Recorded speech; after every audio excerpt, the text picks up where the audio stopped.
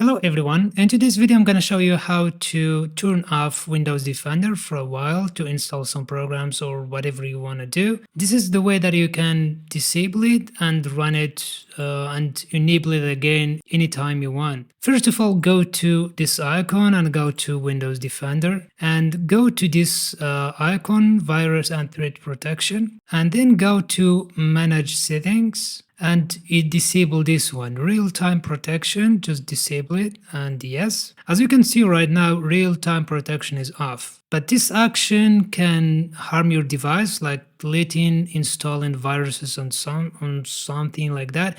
If you just need it, I don't know the reason that you may need this one, but I'm just giving you a tutorial how to do it in a case that you want to do it. Maybe you want to install other antiviruses, I don't know. Anyway, this is the way that you can disable it and enable the real-time protection on Windows Defender.